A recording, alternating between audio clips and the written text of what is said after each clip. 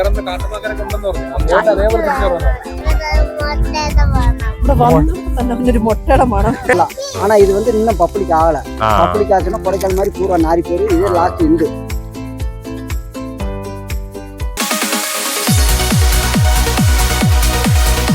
Hello, ഞങ്ങളെല്ലാവരും ready ആയിട്ട് മേഘമലയ്ക്ക് പോകാൻ വേണ്ടിയിട്ട് ഇങ്ങനെ നിൽക്കുകയാണ്. ബസ് ഇപ്പോൾ വരും.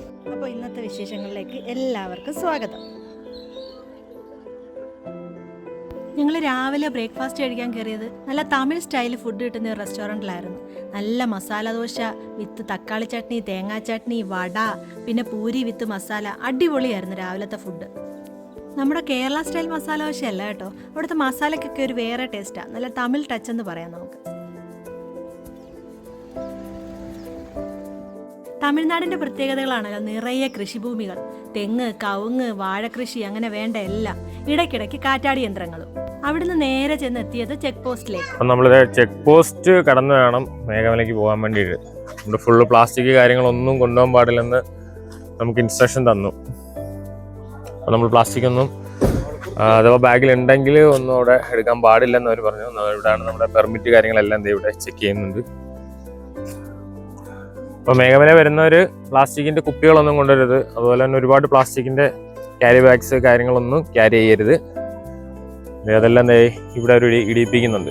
ചെറിയ ചെറിയ കുപ്പികളും പ്ലാസ്റ്റിക്കിൻ്റെ ചെറിയ ക്യാരി ബാഗുകളെല്ലാം ഇവിടെ ഉപേക്ഷിക്കണം എന്ന് പറഞ്ഞുണ്ട്. ഒരുപാട് കുപ്പികൾ ഇത് ഇടിപ്പിക്കുന്നുണ്ട് അവർ. മേഘമല റൂട്ട് കിടിലമാണ്.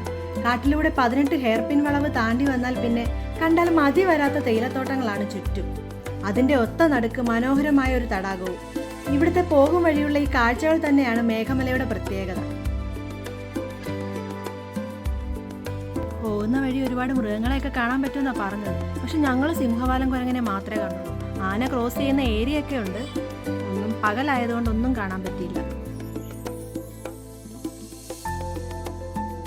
ഫോട്ടോ എടുക്കാൻ കിടലിന് ഒരു സ്പോട്ട് കണ്ടപ്പം ഞങ്ങൾ വണ്ടി നിർത്തി എല്ലാവരും തേയിലത്തോട്ടം പിടിച്ചു. ഓരോരുത്തർ ഓരോ സൈഡിൽ നിന്ന് ഫോട്ടോയ്ക്ക് പോസ് ചെയ്യാൻ തുടങ്ങി. അല്ലെങ്കിൽ ഈ തേയിലത്തോട്ടത്തിന്റെ നടുക്ക് നിന്ന് ഫോട്ടോ എടുക്കുന്നത് സൂപ്പർ ആയിരിക്കും. ഒരു കിടില സീനറിയുടെ എഫക്റ്റ് കിട്ടും.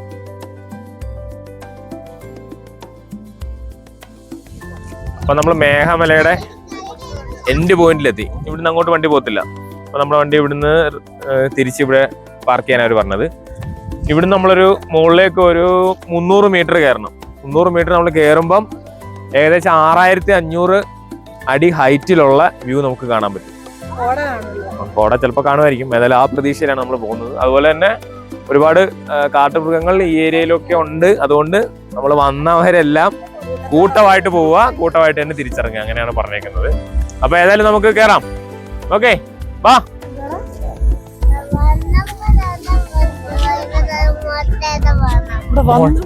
ഒരു മുട്ടയുടെ മണം. അവിടെ ബ്രെഡ്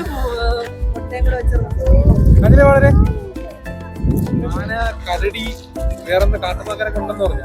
അതേപോലെ എങ്ങും നിൽക്കരുതെന്ന് പറഞ്ഞു. ഒരുമിച്ച് കയറുക, ഒരുമിച്ച് ഇറങ്ങുക, അങ്ങനെയാണ് പറഞ്ഞത്. കാണാൻ പറ്റുന്നതായിരിക്കും പറഞ്ഞത്. കരടി വരുവാണെങ്കിൽ മരിച്ചോട്ട് കിടക്കണം. ആ കഥയായിരുന്നു അറബി കലോത്സവത്തിൽ പറഞ്ഞു. லாஸ்ட் இண்டு பாயிண்ட் பார்க்குறது ஊரா மேலதே நல்லா ஒரு 6600 அடிக்கு மேலே பார்க்கலாம். ஈ பாயிண்ட் மேலே இருந்து அப்படியே இந்த பனிமூட்டை கோடை ஊரா நம்ம மேலே இருக்கும்.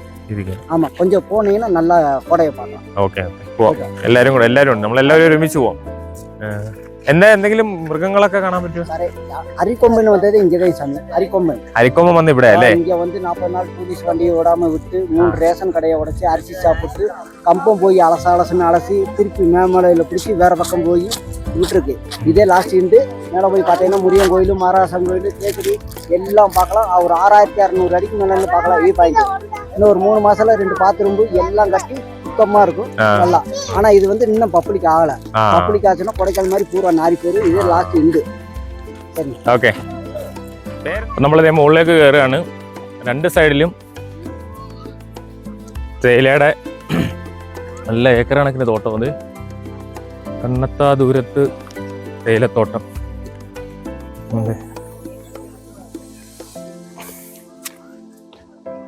ഇതുവഴി മുകളിലേക്ക് ഒരു 300 മീറ്റർ എന്നാണ് അവർ പറഞ്ഞത്. അതിലും പോവാം.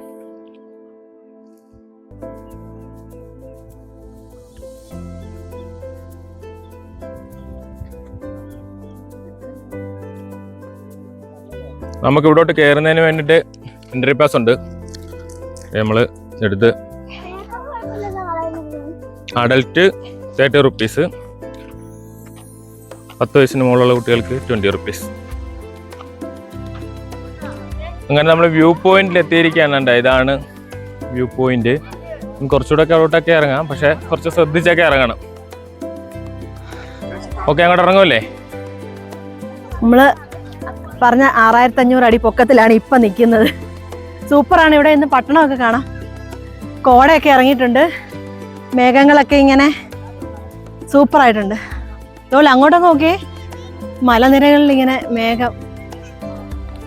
മേഘമല അല്ലേ? മേഘമല, മേഘങ്ങൾ മലയ്ക്ക് മുകളിലേക്ക് എത്തും. ആ ഒരു പോയിന്റിലേക്ക് ശരിക്കും പറഞ്ഞാലേ അവിടെ ബിൽഡിംഗ് ഒക്കെ ഉണ്ട്, നല്ല കോടയുണ്ട്. ഫോഗ് കാരണം നമുക്ക് ആ ബിൽഡിംഗ് ഒന്നും കാണാൻ പറ്റുന്നില്ല.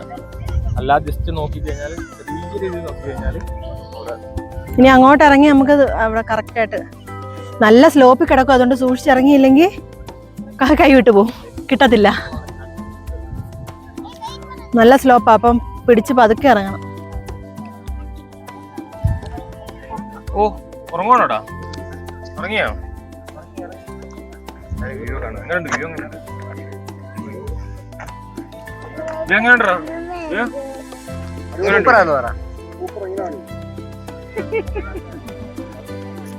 ഈ വ്യൂ ഒക്കെ ഒരു പ്രത്യേക വൈബാണ്. ഫുള്ള് നമ്മൾ മുകളിൽ നിൽക്കുന്നുണ്ട്, താഴത്ത് ഒരുപാട് മലകൾ ഇങ്ങനെ കയറി നിൽക്കുകയാണ്. എല്ലാരും അവിടെ നിൽക്കണം. നിങ്ങൾ വരുന്നില്ലേ? ഇങ്ങോട്ട് ഇറങ്ങിയോ?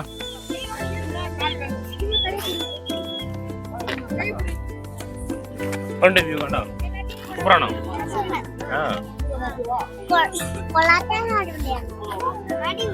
അടിപൊളി.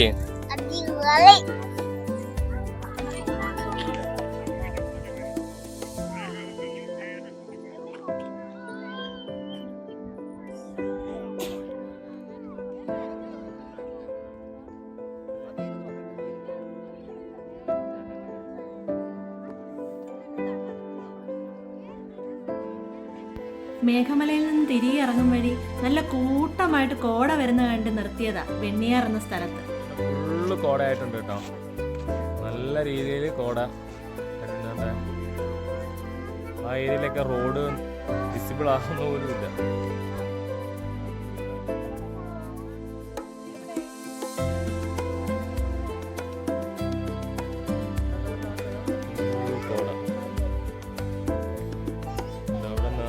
മരങ്ങളുണ്ട്, പക്ഷെ ഒന്നും വിസിബിൾ അല്ല. ആ രീതിയിൽ കോടയായിട്ടുണ്ട്.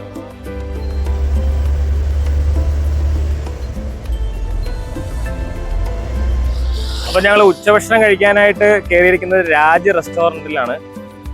അപ്പോൾ ഇവിടെ വെജിറ്റേറിയൻ ആൻഡ് നോൺ വെജ് ആണുള്ളത്.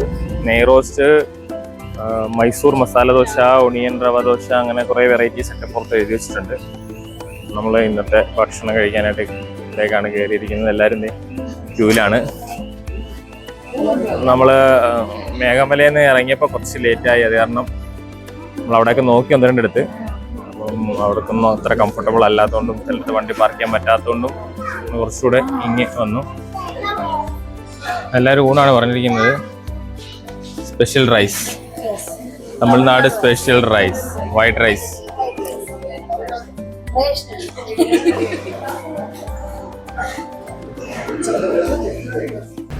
അപ്പം നമ്മൾ കുമളി ടൗണിൽ ഇറങ്ങിയിരിക്കുന്നു. എന്തെങ്കിലുമൊക്കെ സാധനങ്ങൾ ഇന്ന് പർച്ചേസ് ചെയ്യാമെന്ന് വെച്ച് ഇറങ്ങിയതാണ്.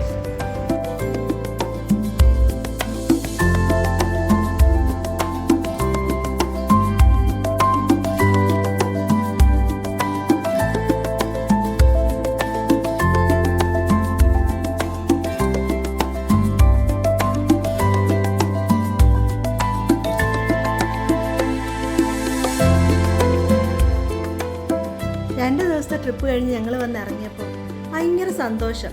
എന്നാൽ അടുത്ത ട്രിപ്പ് വരെ ഇനി കാത്തിരിക്കണമെന്നുള്ള നേരിയ വിഷമമുണ്ട് എല്ലാവർക്കും. ശരിക്കും ഞങ്ങൾ റിട്ടേൺ ട്രിപ്പിന് തന്നെ അടുത്ത ട്രിപ്പിൻ്റെ പ്ലാൻ തുടങ്ങി വെച്ചായിരുന്നു കേട്ടോ. ഓരോ യാത്രയും അതിനുവേണ്ടിയുള്ള തയ്യാറെടുപ്പും ശരിക്കും ഭയങ്കര ഒരു ആവേശം തന്നെയാണ്. അപ്പോൾ ഈ വീഡിയോ ഇത്രയേ ഉള്ളൂ. നിങ്ങൾക്ക് ഇഷ്ടപ്പെട്ട ടൂർ പ്ലേസ് കമൻറ്റ് ചെയ്യണേ. ഈ വീഡിയോ ഇഷ്ടപ്പെട്ട ലൈക്ക് ചെയ്യാനും ഞങ്ങളുടെ ചാനൽ ഫോളോ ചെയ്യാനും മറക്കല്ലേ. ബായ്.